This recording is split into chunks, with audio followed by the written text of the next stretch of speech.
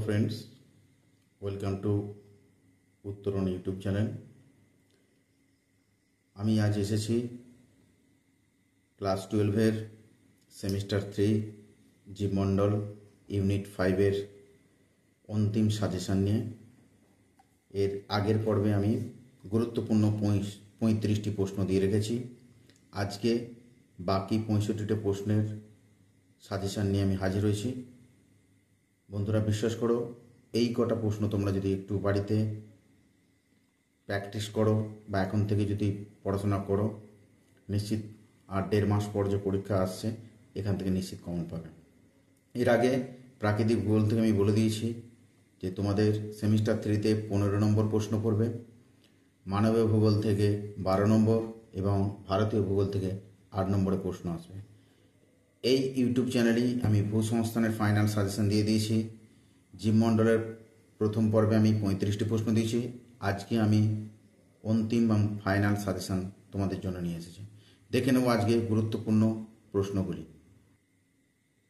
আমার 12-এর শিক্ষার্থী বন্ধুরা, তোমরা এই ইউটিউব চ্যানেলেই প্রথম পর্বের ভিডিওটি গিয়ে দেখে নেবে। জীবমণ্ডল থেকে 35টি প্রশ্ন দেওয়া ছিল। লাস্ট প্রশ্ন ছিল বাস্তুতন্ত্রে প্রাণহীন জড় পদার্থকে কী বলে?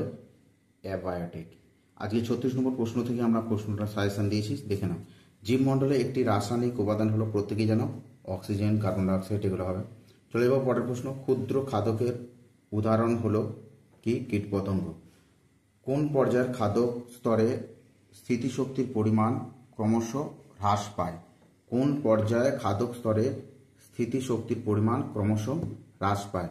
প্রত্যেকেই জানো বন্ধুরা, এটা 4র্থ পর্যায়ে। চলে যাবো পরের প্রশ্ন। একটি পুষ্টির স্তর থেকে অন্য পুষ্টির স্তরে শক্তি প্রবাহিত হওয়াকে কি বলা হয়? প্রত্যেকে জানো বন্ধুগণ, এটা 29 নম্বর প্রশ্নের উত্তর হবে খাদ্য শৃঙ্খল। চলে যাবো আমরা পরের প্রশ্ন। একই ট্রপিক স্তরে থাকে, সেটা হচ্ছে প্রত্যেকেই জানো সাপ, ময়ূর। পরের প্রশ্ন।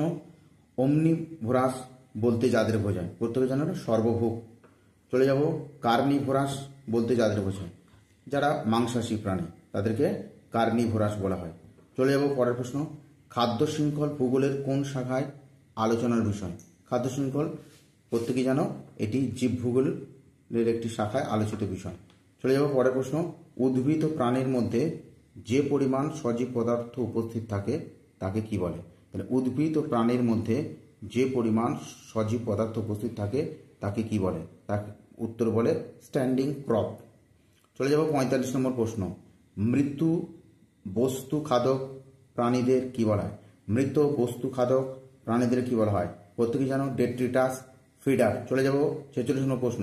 বাস্তুতন্ত্রে যে সমস্ত খাদক সবুজ উদ্ভিদের উপর নির্ভরশীল তাদের আমরা কি বলি? প্রত্যেকে জানো হার্বিভোরাস। 46 নম্বর প্রশ্ন চলে গেল। আমরা 47 নম্বর প্রশ্নে চলে যাই। মানব নির্মিত একটি কৃত্রিম বাস্তুতন্ত্র হলো, সেটা হচ্ছে জানো কৃষিক্ষেত্র বা কৃষি জমি। চলে যাব বা শস্যক্ষেত্র। ব্যাকটেরিয়া এক প্রকার কি? ব্যাকটেরিয়া হলো এক প্রকার বিয়োজক। চলে যাব 49 নম্বর প্রশ্ন। জীবমণ্ডলের আবির্ভাব ঘটে আজ থেকে প্রায় কত বছর পূর্বে? 49 নম্বর প্রশ্নের উত্তর হবে প্রায় 350 কোটি বছর আগে বা পূর্বে। নাসা ব্যাকটেরিয়া আবিষ্কার করেছে ভূপৃষ্ঠ থেকে কত কিমি উচ্চতায়? খুব গুরুত্বপূর্ণ প্রশ্ন, এটা দেখে যাবে বন্ধুগণ ভালো করে। 15 কিলোমিটার উচ্চতায়। চলে যাব আমরা পরের প্রশ্ন, 51 নম্বর প্রশ্ন। পরিবেশ ভেদে জীবের আকার ও আচরণের পরিবর্তনকে কি বলা হয়? প্রত্যেকেই জানা হচ্ছে, সেটা হচ্ছে পরিবেশ ভেদে জীবের আকার ও আচরণের পরিবর্তনকে বলা হয় ইকোক্লাইন। চলে যাব 52 নম্বর প্রশ্ন। কোনো নির্দিষ্ট জীব প্রজাতির বাস্তুতন্ত্র সম্পর্কিত আলোচ্য কি বলা হয়? আবার ভালো করে দেখে নাও প্রশ্নটা। কোনো নির্দিষ্ট জীব প্রজাতির বাস্তুতন্ত্র সম্পর্কিত আলোচ্য বিষয়কে কি বলা হয়? এটাকে প্রত্যেকেই জানো তোমরা, সেটা হচ্ছে সিন ইকোলজি। Scene ecology. চলে এলাম আজকের 53 নম্বর প্রশ্ন। কোনো নির্দিষ্ট অঞ্চলের জীবগোষ্ঠীর বাস্তুতন্ত্র সম্পর্কিত আলোচ্য বিষয়কে কি বলে? কোনো নির্দিষ্ট অঞ্চলের জীবগোষ্ঠীর বাস্তুতন্ত্র সম্পর্কিত আলোচ্য বিষয়কে কি বলে? এই 53 নম্বর প্রশ্নের উত্তরটা তোমরা আমাকে কমেন্টে জানিও। অটো ইকোলজি বলা হয় না সিন ইকোলজি বলা হয়? প্রত্যেকে আমাকে জানাও।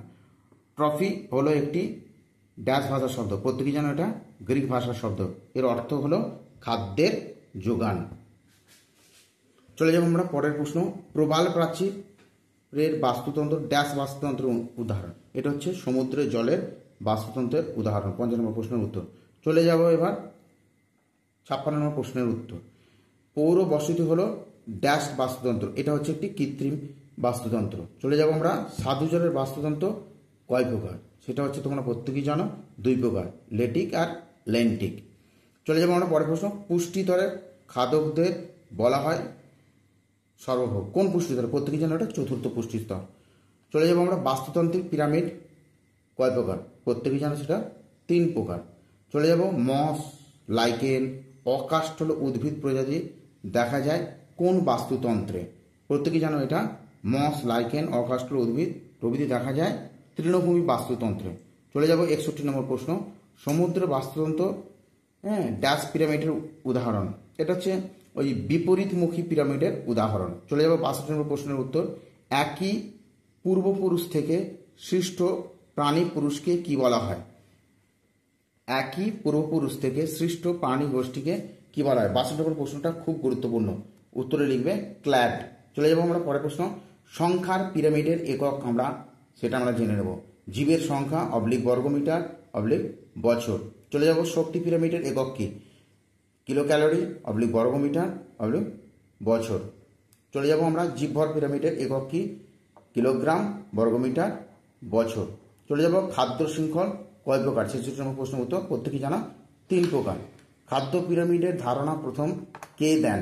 খাদ্য পিরামিডের ধারণা প্রথম কিন্তু খুব গুরুত্বপূর্ণ প্রশ্ন। এটা হচ্ছে চার্লস এলটন ১৯২৭ সালে, মনে রাখবে একটু। চলে যাব ৬৮ নম্বর প্রশ্ন। পুষ্টি, শক্তি ও জীবভরের ভিত্তিতে বাস্তু সংস্থানিক পিরামিড কয় প্রকার? পুষ্টি, শক্তি, জীবভরের ভিত্তিতে বাস্তু সংস্থানিক পিরামিড কয় প্রকার? উত্তর হবে ৩ প্রকার। চলে যাব আমরা ৬৯ নম্বর প্রশ্ন। উদ্ভিদ প্রাণী গোষ্ঠীর বসবাসের জন্য উপযুক্ত পরিবেশগত সমধর্মী সুনির্দিষ্ট অঞ্চলকে কি বলে? উদ্ভিদ প্রাণী গোষ্ঠীর বসবাসের জন্য উপযুক্ত পরিবেশগত সমধর্মী সুনির্দিষ্ট অঞ্চলকে কি বলা হয়? উত্তর প্রত্যেকেই জানা বায়োটোপ।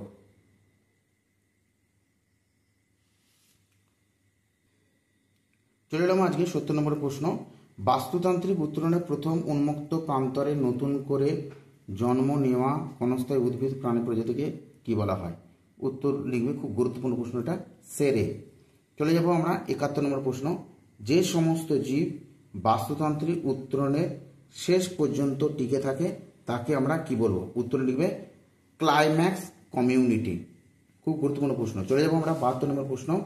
বিভিন্ন প্রাকৃতিক বৈশিষ্ট্য সম্পন্ন বাসস্থান সমন্বিত ক্ষুদ্র ভূ সদৃশকে কি বলা হয়? উত্তরে লিখবে ইকোটোপ। উত্তরে লিখবে ৭২ নম্বর প্রশ্ন উত্তর ইকোটোপ। চলে যাব আমরা ৭৩ নম্বর প্রশ্ন। একই জিনগত বৈশিষ্ট্য সম্পন্ন জীবের সমাহারকে কি বলা হয়? উত্তর লিখবে প্রজাতি। চলে যাব আমরা ৭৪ নম্বর প্রশ্ন। যে খাদ্য শৃঙ্খল বিয়োজক স্তর থেকে শুরু হয় তাকে কি বলে? উত্তর লিখবে ডেট্রিটাস। ৭৪ নম্বর প্রশ্ন উত্তর হবে ডেট্রিটাস। চলে যাব ৭৫ নম্বর প্রশ্ন উত্তর। যে খাদ্য শৃঙ্খল উৎপাদক, তৃণভোজী এবং মাংসাশী প্রাণী দ্বারা গঠিত তাকে কি বলা হয়? যে খাদ্য শৃঙ্খল উৎপাদক, তৃণভোজী এবং মাংসাশী প্রাণী দ্বারা গঠিত হয় তাকে কি বলে? উত্তর লিখবে চারণভূমি খাদ্য শৃঙ্খল। চলে যাব ৭৬ প্রশ্ন। পরজীবী খাদ্য শৃঙ্খলে বৃহত্তর জীবদেহ থেকে পুষ্টি সংগ্রহকারী ক্ষুদ্র জীব কি নামে পরিচিত? প্রত্যেকে যেন পরজীবী। চলে যাব ৭ নম্বর প্রশ্ন। বাস্তুতন্ত্রের প্রধান উৎপাদককে? প্রত্যেকে যেন এটা সকল সবুজ উদ্ভিদ বা সমস্ত সবুজ উদ্ভিদরা। চলে যাব আমরা সমুদ্র তলদেশে গভীরতায় জীবের সর্বাধিক কেন্দ্রীভবন দেখা যায় ২০০ মিটার পর্যন্ত। চলে যাব আমরা পরের প্রশ্ন। ড্যাশ সালে বাস্তুতান্ত্রিক পিরামিডের ধারণা প্রকাশ পায়। এটা তোমরা আমাকে কমেন্টে উত্তরটা জানিও যে কত সালে বাস্তুতান্ত্রিক পিরামিডের ধারণা প্রকাশ পায়। ১৯২৫ না ১৯২৬ না ১৯২৭ না ১৯২৮। চলে যাব আমরা ৮০ নম্বর প্রশ্নের উত্তর। বাস্তুতান্ত্রিক পিরামিডের অপর নাম হলো ড্যাশ পিরামিড। যেহেতু আমি বলেছিলাম চার্লস এলটন আবিষ্কার করেছিলেন, তাই এর অপর নাম হচ্ছে এলিটোনিয়াম পিরামিড। চলে যাবো আমরা 81 নম্বর প্রশ্ন উত্তর। তার আগে দেখে নেব এটা প্রশ্ন তোমাদের আসতে পারে কি, বেমানান নির্বাচন করো, বেমানান নির্বাচন করো। 81 নম্বর প্রশ্ন দেখে নেব যে কোনটা বেমানান। এক ক্লাডের অন্তর্গত প্রাণী নয়, জিরাফ, এফ, হনুমান, গরিলা। তাহলে এটার উত্তর হবে জিরাফ। জিরাফ হচ্ছে এক ক্লাডের অন্তর্গত প্রাণী নয়। চলে যাব আমরা, সূর্যের আলোকে ব্যবহার করে খাদ্য প্রস্তুত করে সবুজ উদ্ভিদ, হ্যাঁ সত্যটা। শৈবাল, হ্যাঁ। Clostridium, phytoplankton. এখানে ফাইটোপ্ল্যাঙ্কটন, শৈবাল, সবুজ উদ্ভিদ সূর্যের আলোকে ব্যবহার করে খাদ্য প্রস্তুত করে। ক্লস্ট্রিডিয়াম হচ্ছে রাসায়নিক প্রক্রিয়ার মাধ্যমে বা রাসায়নিক বিক্রিয়ার মাধ্যমে এরা খাদ্য তৈরি করে। চলে যাব আমরা, কোনটি প্রাকৃতিক বাস্তুতন্ত্র নয়? কৃষি জমি, বনভূমি, তৃণভূমি, মরুভূমি। প্রত্যেকেই জানো এটা বনভূমি, তৃণভূমি, মরুভূমি এগুলো হচ্ছে প্রাকৃতিক বাস্তুতন্ত্র, আর মানব নির্মিত কৃত্রিম বাস্তুতন্ত্র হচ্ছে কৃষি জমি। চলে যাব আজকে 84 নম্বর প্রশ্ন। চলে এলাম আজকে গুরুত্বপূর্ণ 84 নম্বর প্রশ্ন। কোনটি খাদক প্রাণী নয়? হরিণ, বাঘ, বড় মাছ না ছত্রাক? এখানে দেখো হরিণ, বাঘ, বড় মাছ এগুলো হচ্ছে খাদক প্রাণী, ছত্রাক হচ্ছে বৃহযোগ শ্রেণীর। তাহলে ছত্রাকটা হবে বেমানান। নোনা জলের বাস্তুতন্ত্র নয়, বদ্বীপ বাস্তুতন্ত্র, নদীর বাস্তুতন্ত্র, ম্যানগ্রোভ বাস্তুতন্ত্র না প্রবাল প্রাচীরের বাস্তুতন্ত্র? বদ্বীপ বাস্তুতন্ত্র, নদীর বাস্তুতন্ত্র, ম্যানগ্রোভ বাস্তুতন্ত্র, প্রবাল প্রাচীরের বাস্তুতন্ত্র, এইগুলোর মধ্যে কোনটি বেমানান? এটা হবে অপশন বি, নদীর বাস্তুতন্ত্র। এটি স্বাদু জলের বাস্তুতন্ত্র। বাকি তিনটি কিন্তু নোনা জলের ওপর নির্ভর করে, নোনা জলের বাস্তুতন্ত্র দেখা যায়। চলে যাবো আমরা পরের কি প্রশ্ন, সত্য মিথ্যা নির্বাচন করো। তোমাদের প্রশ্ন জানো যে তোমরা এমসিকিউ বহু নির্বাচন ভিত্তিক প্রশ্ন আসবে, সত্য মিথ্যা আসবে, শূন্য স্থান আসবে, হ্যাঁ, তারপরে বেমানান আসবে, স্তম্ভ মেলাও আসবে, ডায়াগ্রাম বা চিত্র থেকে সঠিক ডায়াগ্রাম নির্বাচন করো সেই ধরনের প্রশ্ন আসবে, বিবৃতি কারণ আসবে বা বিবৃতি ব্যাখ্যা, এই ধরনের প্রশ্নগুলো আসবে। দেখে নেব জীবমণ্ডলের সত্য মিথ্যা নির্বাচন করে কি ধরনের প্রশ্ন আসতে পারে, তোমাদের জন্য যেগুলো রেখেছি সেগুলো দেখে নাও। 86 নম্বর প্রশ্ন, আকার ও আয়তন অনুযায়ী খাদক দুই প্রকার। 2, খাদ্যাভ্যাসের ধরন অনুযায়ী খাদক 3 প্রকার। খাদ্য খাদক সম্পর্ক অনুযায়ী খাদক 3 প্রকার। তাহলে এটা কি হবে? অ্যান্সার হচ্ছে অপশান 1 সত্য, অপশান 2 সত্য, অপশান 3 সত্য। তিনটেই এখানে কি হবে? সত্য। আকার আয়তন অনুযায়ী খাদক কিন্তু 2 প্রকার, একটা হচ্ছে বৃহৎ খাদক আর একটা হচ্ছে কি অনুখাদক। আর খাদকের সম্পর্ক জানো, শিকারি ফিকারি এগুলো তোমরা জানো। তারপরে হচ্ছে খাদ্যাভ্যাসের হচ্ছে চারণভূমি, কর্কট এগুলো পরজীবী, খাদ্য শৃঙ্খল, খাদ্যাভ্যাস এগুলো তোমরা জানো প্রত্যেকে। তাহলে তিনটের উপরেরটা দুটো আকার এবং আয়তন অনুযায়ী সেটা হচ্ছে বৃহৎ এবং অনুখাদক। চলে যাব 87 নম্বর প্রশ্ন, স্থির স্বাদু জলের বাস্তুতন্ত্র হলো বেন্থিক বাস্তুতন্ত্র। 2, প্রবাহমান স্বাদু জলের বাস্তুতন্ত্র হলো লোটিক বাস্তুতন্ত্র। 3, অগভীর সমুদ্রের নোনা জলের বাস্তুতন্ত্রে লেন্টিক বাস্তুতন্ত্র বলে। তাহলে এখানে প্রথমেটা হচ্ছে স্থির স্বাদু জলের বাস্তুতন্ত্র হলো বেন্থিক বাস্তুতন্ত্র, এটা হচ্ছে মিথ্যা। প্রবহমান স্বাদু জলের বাস্তুতন্ত্র হচ্ছে লোটিক, অগভীর সমুদ্রের নোনা জলের বাস্তুতন্ত্র হচ্ছে লেন্টিক, এটাও কিন্তু মিথ্যা। মাঝেরটা কিন্তু সত্য, 2 নম্বর সত্য। চলে যাব আমরা 88 নম্বর প্রশ্ন, বৃহত্তর জীবকে আশ্রয় করে ক্ষুদ্র জীবের পুষ্টিগুণকে ভিত্তি করে গড়ে ওঠে পরজীবী খাদ্য শৃঙ্খল। প্রশ্নটা আবার একটু পড়ে নিচ্ছে। 88 নম্বর 1 কি বলছে? বৃহত্তর জীবকে আশ্রয় করে ক্ষুদ্র জীবের পুষ্টিগুণকে ভিত্তি করে গড়ে ওঠে পরজীবী খাদ্য শৃঙ্খল। 2 নম্বর, অনুখাদক থেকে শুরু করে বড় প্রাণীতে শেষ হয় যে খাদ্য শৃঙ্খল তা হলো শিকারী খাদ্য শৃঙ্খল। তারপরে চলে যাচ্ছে 3 নম্বর, মৃত জীবদের থেকে পুষ্টিরস সংগ্রহ দ্বারা খাদ্য শৃঙ্খল আবর্তিত হয়, সেটি মৃতজীবী খাদ্য শৃঙ্খল। তাহলে এখানে উত্তর হবে অপশান এ সত্য, অপশান বি মিথ্যা, অপশান 3 সত্য। হ্যাঁ, তাহলে বৃহত্তর জীবকে আশ্রয় করে ক্ষুদ্র জীবের পুষ্টিগুণকে ভিত্তি করে গড়ে ওঠে পরজীবী খাদ্য শৃঙ্খল, এটা তাহলে সত্য। অনুখাদক থেকে শুরু করে বড় প্রাণীতে শেষ হয় যে খাদ্য শৃঙ্খল তা হলো শিকারী খাদ্য শৃঙ্খল, মিথ্যা। মৃত জীবদেহ থেকে পুষ্টি রস সংগ্রহের দ্বারা খাদ্য শৃঙ্খল আবর্তিত, সেটা হচ্ছে মৃতজীবী খাদ্য শৃঙ্খল, অবশ্যই এটা সত্য। চলে যাব আমরা পরের প্রশ্নের প্যাটার্ন কিরকম ধরনের আসতে পারে, বিবৃতি ও কারণ সম্পর্ক নির্ণয় করো। 89 প্রশ্ন নম্বর আমাদের বিবৃতি কি দেওয়া হয়েছে, তৃণভূমি খাদ্য শৃঙ্খলের সর্বাধিক উৎপাদক যদি 1000 কিলো ক্যালোরি শক্তি উৎপাদন করে, তবে প্রগৌণ খাদকের সংগৃহীত শক্তির পরিমাণ হবে 10 কিলো ক্যালোরি। এটা লিন্ডেম্যান দিয়েছিল, তোমরা প্রত্যেকেই জানো 10% সূত্র অনুযায়ী। তাহলে এটি বিবৃতিতে বলা আছে। কারণ হিসেবে কি বলেছে না, লিন্ডেম্যানের 10% সূত্র, এটা সূত্র লেখা আছে বন্ধুগণ, একটু ভুল হয়েছে, মার্জনা, তার জন্য। সূত্র অনুসারে এক পুষ্টি স্তর থেকে পরবর্তী পুষ্টি স্তরে মাত্র 10% শক্তি স্থানান্তরিত হয়। তাহলে এটা বিবৃতি, কারণ উভয়ই কিন্তু সত্য এবং আর হচ্ছে এর সঠিক ব্যাখ্যা। 90 নম্বর প্রশ্ন চলে যাব আমরা। বিবৃতিতে কি বলেছে, খাদ্য স্তরের উপরের ধাপে ক্রমশ প্রাণের সংখ্যা হ্রাস পায়। অবশ্যই সত্য। কারণ হিসেবে কি দেখানো হচ্ছে না, প্রথম খাদ্য স্তর থেকে সর্বোচ্চ খাদ্য স্তরে ধাপে ধাপে জীবভরের পরিমাণ ও শক্তি সরবরাহ ক্রমশ হ্রাস পায়।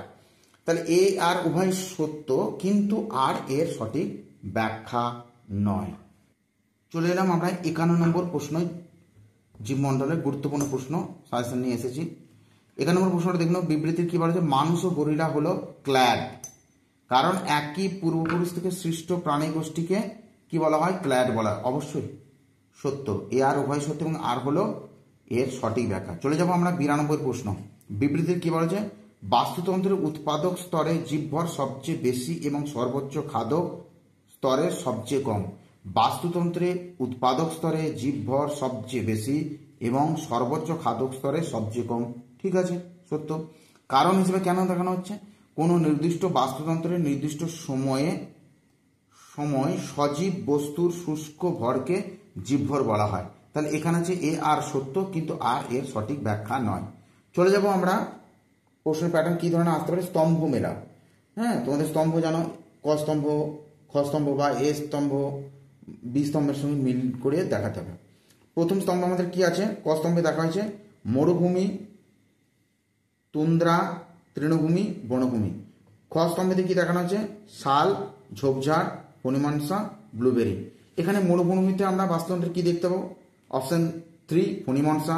তুন্দ্রা বনভূমিতে আমরা দেখতে পাবো ব্লুবেরি। তৃণভূমিতে আমরা দেখতে পাবো শাল এবং বনভূমিতে দেখতে পাবো আমরা ঝোপঝাড়। উত্তরটা আমার পাশে আমি দিয়ে দিচ্ছি বন্ধুগণ, তোমরা দেখে নিও। চলে যাবো আমরা পরের স্তম্ভে। কি দেওয়া হয়েছে এখানে, ক স্তম্ভে দেখা হয়েছে কি, ক স্তম্ভে দেওয়া হয়েছে তিমি, বি কাঁকড়া, সি কেঁচো, ডি কাক। খ স্তম্ভে দেওয়া আছে ডেট্রিভোর, নেকটন, নোংরা খাদক এবং বেন্থস। তাহলে এখানে কি হবে, প্রত্যেকেই তোমরা জানো যে হচ্ছে তিমি, এটি হচ্ছে কিন্তু নেকটন, কাঁকড়া হচ্ছে বেন্থস, কেঁচো হচ্ছে ডেট্রিভোর, কাক হচ্ছে নোংরা খাদক। এখানে উত্তরটা আমি পাশে দিয়ে দিচ্ছি, স্ক্রিনশট নিয়ে নিতে পারো। চলে যাব আমরা পরের স্তম্ভ, উৎপাদক। ক স্তম্ভে দেওয়া আছে বি প্রাথমিক খাদক, সি প্রগৌণ খাদক, ডি গৌণ খাদক। চলে যাব আমরা খ স্তম্ভে কি দেওয়া আছে, 1 সার্ডিন, 2 হ্যালিবুট, 3 সিউইড, 4 প্লাঙ্কটন। উৎপাদক এখানে প্লাঙ্কটন হবে। প্লাঙ্কটন 2 প্রকার জানো, জু প্লাঙ্কটন এবং ফাইটোপ্লাঙ্কটন। ফাইটোপ্লাঙ্কটন কিন্তু উৎপাদক। প্রাথমিক খাদক হচ্ছে কি, প্রাথমিক খাদক হচ্ছে তোমাদের, এটা প্রত্যেকে জানো, সিউইড। প্রগৌণ খাদক হচ্ছে সার্ডিন এবং গৌণ খাদক হচ্ছে হ্যালিবুট। এই হচ্ছে স্তম্ভের মেনু। উত্তরটা পাশে দেওয়া আছে, দেখে নিও। চলে যাব আমরা পরের স্তম্ভ। প্রথম ক স্তম্ভে দেওয়া আছে প্রথম পুষ্টি স্তর, দ্বিতীয় পুষ্টি স্তর, তৃতীয় পুষ্টি স্তর, চতুর্থ পুষ্টি স্তর। খ স্তম্ভে দেওয়া আছে 1 নেকড়ে, 2 ঘাস, 3 শকুন, 4 জেব্রা। তাহলে প্রথম স্তর প্রত্যেকেই জানো, এটা এ হবে ঘাস, 2।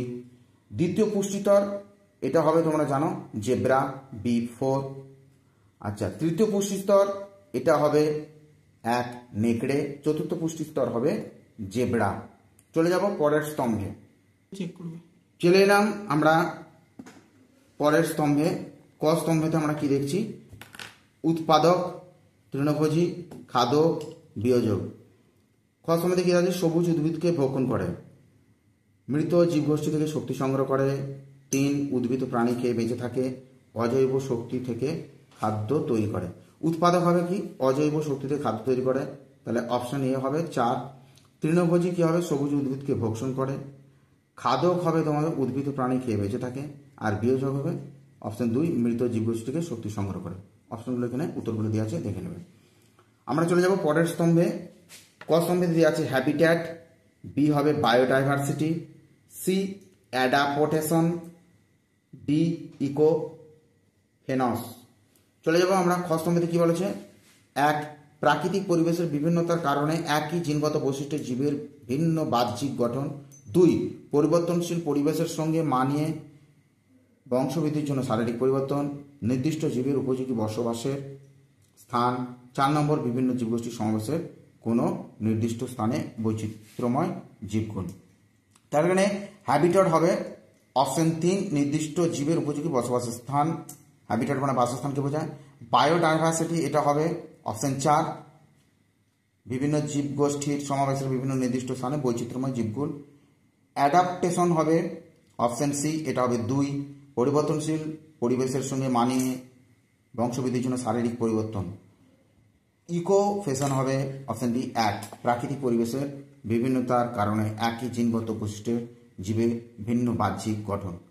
চলে যাব আমরা পরের প্রশ্ন, ক্ষেত্রভিত্তিক প্রশ্ন। তোমরা জানো প্রত্যেকটা বিষয় থেকে, সে বাংলা থেকেই বলো, ইতিহাস থেকে বলো, ভূগোল থেকে বলো, হ্যাঁ, পল সায়েন্স থেকে বলো বা এডুকেশন থেকে বলো, ক্ষেত্রভিত্তিক প্রশ্ন আসবে।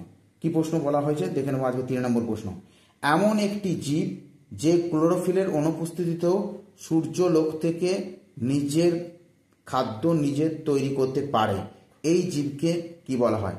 আবার প্রশ্নটা ভালো করে দেখে নাও বন্ধুগণ। এমন একটি জীব যে ক্লোরোফিলের অনুপস্থিতিতেও সূর্যলোক থেকে নিজের খাদ্য নিজে তৈরি করতে পারে, এই জীবকে কি বলা হয়? প্রত্যেকে জানো ক্লস্ট্রিডিয়াম। চলে যাব পরের 94 প্রশ্ন, একই ধরনের বাস্তুতন্ত্র সমুদ্রের নোনা জলে, মহীসোফান ও গভীর সমুদ্রের তলদেশের মধ্যবর্তী স্থানে গড়ে ওঠে, একে কি বলে? প্রত্যেকেই জানো এটা হচ্ছে বেন্থিক বাস্তুতন্ত্র। চলে যাব আমরা 95 নম্বর প্রশ্ন, পশ্চিমবঙ্গের সুন্দরবন অঞ্চলে প্রবাহমান জলের বাস্তুতন্ত্রে বসবাসকারী জীবের বৈশিষ্ট্য দেখা যায়, তেমনি নোনা জলে বসবাসকারী জীব প্রজাতির কিছু বৈশিষ্ট্য লক্ষ্য করা যায়। তাহলে সুন্দরবন অঞ্চলকে কি বলতে পারে? ভালো করে প্রশ্নটা একটু দেখে নাও। 95 প্রশ্ন খুব গুরুত্বপূর্ণ। পশ্চিমবঙ্গের সুন্দরবন অঞ্চলে প্রবাহমান জলের বাস্তুতন্ত্রে বসবাসকারী জীবের বৈশিষ্ট্য দেখা যায়, তেমনি নোনা জলে বসবাসকারী জীবের প্রজাতির কিছু বৈশিষ্ট্য লক্ষ্য করা যায়। তাহলে সুন্দরবন অঞ্চলকে আমরা কি বলতে পারি? উত্তর হবে ইকোটোন। উত্তরে বলবে ইকোটোন। চলে যাচ্ছে আমরা পরের ক্রম অনুযায়ী সাজাও। 96 নম্বর প্রশ্ন, ডেট্রিটাস খাদ্য শৃঙ্খলটি ক্রম অনুযায়ী সাজাও। 1 নম্বরে দেওয়া আছে ছোট মাছ, 2 লার্ভা, 3 পচা পাতা, 4 বড় মাছ। তাহলে এটা হবে কি? প্রত্যেকেই জানো, সেটা হচ্ছে 3 পচা পাতা, তারপরে হচ্ছে পচা পাতাকে খাচ্ছে লার্ভা, লার্ভাকে খাচ্ছে ছোট মাছ, ছোট মাছকে কি খাচ্ছে? বড় মাছ। চলে যাব আমরা 97 নম্বর প্রশ্ন। চলে এলাম জীবমণ্ডল থেকে 7 নম্বর প্রশ্ন। গুরুত্বপূর্ণ প্রশ্নটি হলো মরুভূমি বাস্তুতন্ত্রের সজীব উপাদানগুলি ক্রমানুসারে সাজাও। 1 পঙ্গপাল, 2 পাম, 3 শিয়াল, 4 শকুন। তাহলে এখানে হবে 2 পাম, পামকে খাচ্ছে কি? পঙ্গপাল, পঙ্গপালকে খাচ্ছে কি? শিয়াল, তারপরে হচ্ছে শকুন। তাহলে এটা হচ্ছে 2, 1, 3, 4 এভাবে সাজানো। চলে যাব 8 নম্বর প্রশ্ন, তৃণভূমি বাস্তুতন্ত্রের শক্তি পিরামিড অনুযায়ী সাজাও। ঘাস ফড়িং, ব্যাং, সাপ, ঘাস। তাহলে এটা প্রত্যেকেই জানো তৃণভূমি বাস্তুতন্ত্রের। তাহলে প্রথমে তো কী হবে? ঘাস, 4, 1 হবে। তারপরে কী হয়ে যাবে? ঘাস ফড়িং। তারপরে কী হবে? ঘাস ফড়িং কী খাচ্ছে? ব্যাং, ব্যাংকে কী খাচ্ছে? সাপ। চলে যাব আমরা তুন্দ্রা বাস্তুতন্ত্রের সজীব উপাদানগুলিকে ক্রম অনুযায়ী সাজাও। ব্ল্যাকবেরি, কস্তুরী বলদ, লাইকেন, শ্বেত ভল্লুক। তাহলে এটা উত্তর হবে 1 ব্ল্যাকবেরি, 2 কস্তুরী বলদ, 4 শ্বেত ভল্লুক, লাস্টে লাইকেন।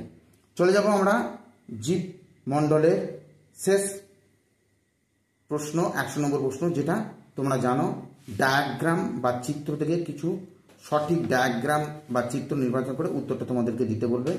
জীবমণ্ডল থেকে যেটা আসতে পারে 100 নম্বরের মধ্যে আমি 3টে এখানে দিয়ে দিয়েছি অপশান এ বি করে। দেখে নাও কি বলা হচ্ছে এখানে, জিজ্ঞাসা চিহ্ন মাথায় দেওয়া হয়েছে হ্যাবিট্যাট নিচ, ট্রফিক নিচ, বহুমাত্রিক নিচ। তাহলে এখানে জিজ্ঞাসা চিহ্ন ঘরে কি বসবে সেটা প্রত্যেকেই জানো। এই হ্যাবিট্যাট নিচ, ট্রফিক নিচ, বহুমাত্রিক নিচ কিসে না বাস্তুতান্ত্রিক নিচের মধ্যে কাজে। পরে এইটা বানানটা একটু ভুল দেওয়া আছে, সরি বন্ধুগণ,